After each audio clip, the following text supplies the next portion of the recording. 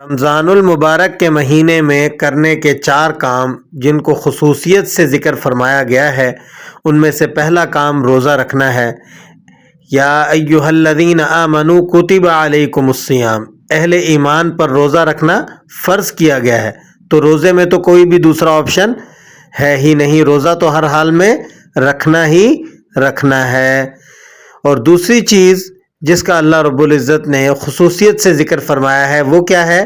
تلاوت قرآن پاک۔ شہر رمضان الذی انزل فیہ القرآن، تو رمضان اور تلاوت قرآن یہ لازم و ملزوم ہیں۔ رمضان میں اللہ رب العزت نے قرآن پاک کو نازل فرما کر کیا بتا دیا کہ رمضان المبارک کے مہینے کے ساتھ تلاوت قرآن کا ایک گہرا تعلق ہے۔ تو اب بھائی روزہ رکھنے والے بھی رمضان میں بہت سارے ہوتے ہیں، اسی طرح تلاوت قرآن پاک کرنے والے بھی مل ہی جاتے ہیں، ان کی تعداد بھی ہو ہی جاتی ہے۔ اب یہ جو تیسری چیز ہے نا، صدقہ و خیرات، اس کے لیے بڑا دل گردہ چاہیے، تو اس میں اکثر کوتاہی پائی جاتی ہے۔ بھائی رسول اللہ صلی اللہ علیہ وسلم کے متعلق کیا فرما رہے ہیں حضرت عبداللہ ابن عباس کہ رسول اللہ سب لوگوں سے زیادہ مال خرچ کرنے میں سخی تھے، ٹھیک ہے؟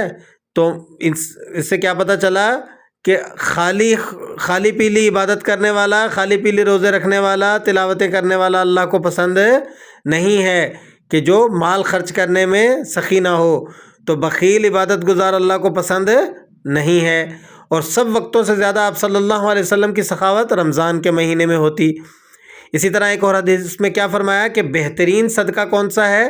کہ ان تکون صحیحاً شحیحاً، کہ انسان تندرستی کے ایام میں اور بخل کے طبیعت میں ہوتے ہوئے اللہ کی راہ میں خرچ کرے، ایسا صدقہ بہترین ہے، وہ بہترین صدقات میں سے شمار کیا جائے گا اللہ کی بارگاہ میں۔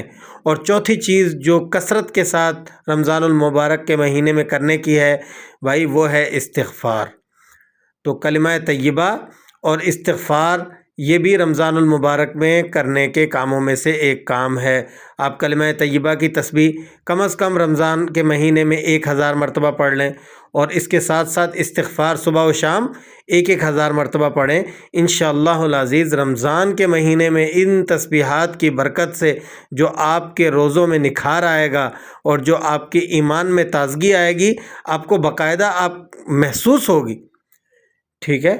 تو استغفار کو، ویسے بھی استغفار کی فضیلت بہت زیادہ ہے، لیکن استغفار کا تعلق عبادت کرتے وقت جب انسان اس کے بعد اللہ کی بارگاہ میں پشماندگی جب ظاہر کرتا ہے نا، کہ اب یا اللہ میں نے عبادت تو کر لی لیکن مجھے اس پر کوئی فخر نہیں ہے، مجھے اس پر کوئی بھروسہ نہیں ہے، میں نے اس پر ٹیک نہیں لگا لی، مجھے آسرا ہے تو صرف آپ کی ذات کا ہے۔